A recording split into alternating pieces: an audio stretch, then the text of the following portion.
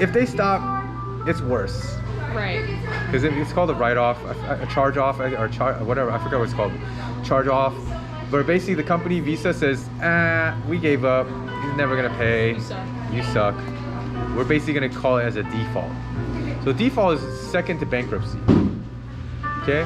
Once you go, and then after that, it goes into, let's say, bankruptcy. But usually, bankruptcy is only when you file for bankruptcy, because you have to give up. You just have to say, hey, I don't have enough personal assets to cover this stuff. I'm screwed. Help me figure out a way to get out of this. Okay? Bankruptcy doesn't mean that you don't have to pay anything. It just means that you have to figure out a new way. Okay? So the next thing is new credit. You'll hear your parents or whatever, they say, oh, we can't buy a car yet. We have to apply for a mortgage first. When you open lines of credit, open credit cards or loans or whatever, it drops your credit score immediately. Yeah. So it's not a big drop, but it's a decent drop where it could affect your mortgage, for instance, which is sort of important. It's 30-year fixed term. So just remember, I think it's great to have lots of credit, multiple lines of credit. But if you know you're about to apply for something important, don't apply for anything new. Just have it, okay? The next thing is types of credit used. A lot of people, they'll just have a credit card and they'll spend it a little bit, pay it off on time, and then when they're 23, they buy their first car on a loan because their parents gave them their first car. They're gonna go to a dealership and go, you have no credit. You go, oh, well, on Credit Karma, I have an 800 credit score. They're like, well, you don't have any real credit. You have like revolving credit. They call it revolving credit versus installment credit. So revolving credit is like credit cards, line of credits. Revolving credit is like an installment loan. I mean, an installment credit is like a loan that has an installment. Every single month you pay the same thing. So that's like car loan, mortgage, something fixed, you know, a lease payment, okay? So one tip for you guys in case you guys get gifted a car or your parents want to buy you a cool car when you graduate college or something like that, is if your parents say, hey, can I buy you a car? And you're like, sure. Instead of gifting it to you, you should say, hey, mom, can you just take out a loan for it, put me on as the primary, and pay it off in like a year in even payments? Then when you get your second car, you have perfect credit, great strong credit, and you'll get a prime rate. Okay? The last thing is a length of credit history, which is if you have a lot of lines open and they've been open for a long time. So I think I have a one that's open since like 2002, which is absolutely nuts. Older than me. Yeah. And I never close any credit cards. I just throw them away. That's it. There's no real point in closing a credit card unless you just don't want the hassle of it, which is fine. But credit cards are great to have lots of credit on if you ever need it. Okay? All right. One rule on credit cards is you only use credit cards when you don't need it. When you actually have no money and then use your credit card, you will begin to fall into quicksand. All right? So don't ever use a credit card when you have no money.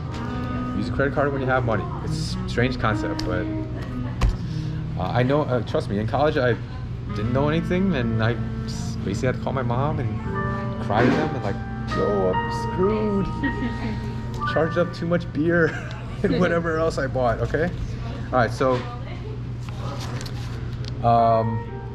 the rule of 72. I'm gonna give you this rule of 72, so you should write it down. Is basically any interest rate that you have, you divide it by 72, and then you get how many years it takes to double it. Okay? So let's say so 72 divided by, let's say you get interest rate of 6%, student loan, okay? It'll take you 12 years. So let's say you just graduated out of college, you took some forbearance. You know what forbearance means? It means like, oh, I'm gonna pause it for like first 5 years, 12 years, whatever. Because they'll call you, they'll say, hey, oh, you're having trouble paying your student loan? Oh, why don't you want to do forbearance, which is just hold off on making any payments, but you're still accruing interest? So if you accrued $100,000 worth of debt from college, in 12 years, if you just sort of just pushed it off, kicked the can down the road, you would owe $200,000 on a 6%. That makes sense? So you can do the reverse where it's like, oh, I have an investment and I think I'm gonna get 20% every year. You go 72 divided by 20%. It'll take 3.6 years. So it'll only take me 3.6 years to double my money. So Jaden, I want to lend you $100. Can you pay me 20% every year for that? Sure. By the end of 3.5 years, if you just pay me that, I would double it. Okay? So it's a good way to think about investments versus or debt. Rule of 72, I use it mentally all the time. Okay? Good debt, bad debt. Good debt is actually not bad. It's just used in a carelessly bad way. Leverage and debt can actually make you very, very wealthy if used properly. Buying a home, it's always better to buy a home on a mortgage.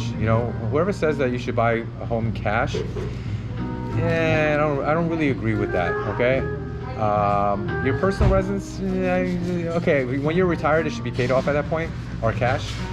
But everything else, it's okay to have a loan for, I think. Okay, so car loans, school loans, All right, we'll talk about school loans, but bad debt, pretty much credit card debt.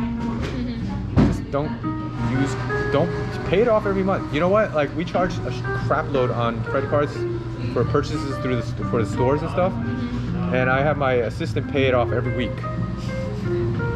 As soon as she orders it, she just goes on the credit cards and she just pays them all off. I do it every week because it helps maintain an easier version of cash flow for us. Because it's hard. I don't want to explain it, but ultimately it's just easier for us. Okay. Let's talk about student loans. Why do you go to school? Why do you want to go to college? Why do you go to college? Why do you want to pay for college? Do the career that I want to go into. Okay. To raise the amount that I would be paid in the career that I would like to do. Okay. Elaborate. I was talking to my teacher that I want to do teaching. It's a specific type of teaching, and he said that he gets paid X amount, but he's going to school right now, and once he finishes his degree, he's going to get double that amount. Okay. Just for having the degree. So, Yeah. Okay. Yeah, that's the trap of the rich dad, poor dad thing. But we'll explain that in a second.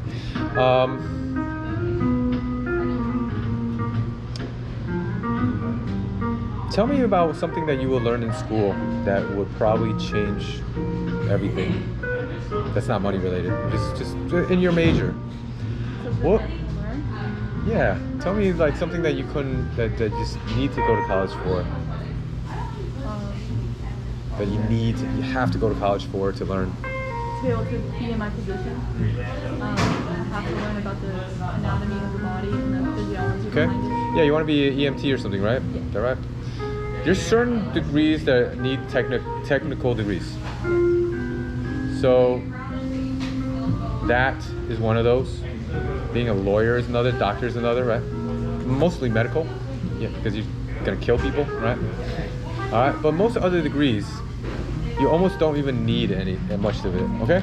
So everything that you learn in college, that you graduate with, all the other EMT people, did you learn anything different than the rest of the graduates throughout the entire United States? No. Are you any better than them? So when you spend $50,000 versus $5,000 for tuition, unless you're going to the top tier like Harvard, like top 25 universities, was it really worth the investment? Not saying that you shouldn't go to the college that you love, because it's also an experience thing, but I hear this all the time from my kids, like people that work for me. They're always so sad when they can't go to the school they want to go to because their parents didn't save up enough for college. and they just can't. They just feel like they're left out. Okay, they're like FOMO'd out. They're like, oh God, I feel like life is over. Things like that. All right, so college. What's the only debt in the United States that that cannot be forgiven? Student loan debt? Student loan debt. Credit card debt could be yeah, credit card, jail bonds, fine, forgiven, everything, mortgages.